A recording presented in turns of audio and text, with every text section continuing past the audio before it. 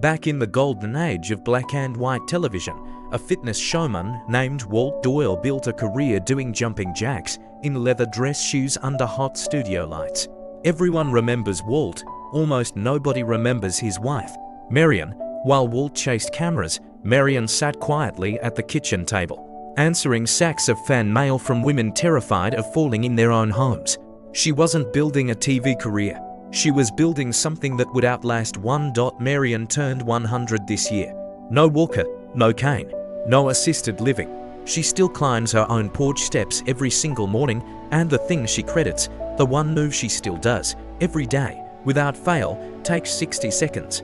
No floor work, no equipment, just a sturdy kitchen chair. Stick with me, because by the end of this video you'll know exactly how to do it, why it works, and why almost every other senior fitness routine is skipping the one muscle group that actually keeps people out of a walker. Here's what Marion understood decades before doctors caught up. Falling isn't caused by weak legs. It's caused by weak ankles and hips that can't react fast enough. Think about the last time you nearly tripped. You didn't fall because something in your foot or hip fired instantly and caught you. That reflexive catch is a skill. And like any skill, it fades the moment you stop practicing it. Most seniors train the wrong thing. They focus on big, visible muscles, the ones you can see in a mirror, while the small stabilizing muscles around the ankle and hip quietly disappear. Nobody notices until the day those muscles are needed in an emergency. And they simply aren't there. Marion's letters from fans in the 1950s all said some version of the same thing. I'm not afraid of getting older. I'm afraid of falling and never getting back up. That fear is exactly what her routine was built to answer. Not with a gym, not with a pill, but with a chair anyone already owns. That's what makes the move you're about to learn different. It doesn't just build strength, it rebuilds the reaction, the split-second catch that keeps a stumble from becoming a fall. Here it is. Marion calls it the seated catch. How to do it. Sit toward the front edge of a sturdy chair with no wheels. Feet flat on the floor, knees bent. Lift your right foot just an inch off the ground and rotate your ankle in slow, controlled circles, 8 circles one direction, 8 the other. Immediately press that same foot flat into the floor as hard as you comfortably can for a slow count of 5, like you're trying to root it to the ground. Switch to the left foot and repeat the full sequence. Finish by pressing both feet down together, sitting up tall and holding for one final count of 5. That's the whole thing. 60 seconds. No equipment.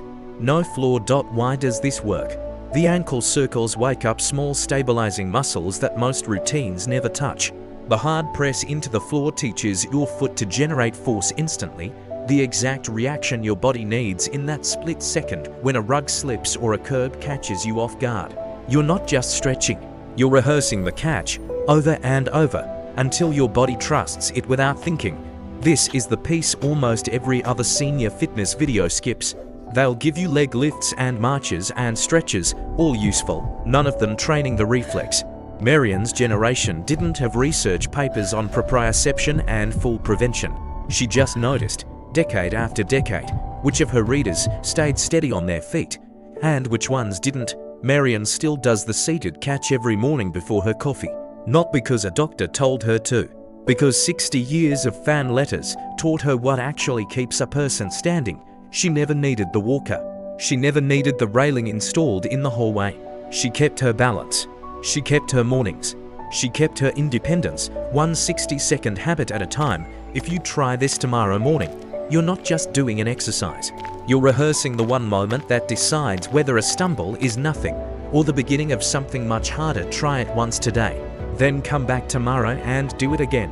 That's really the whole secret. If this helped you, let me know in the comments and tell me who in your life needs to see this next.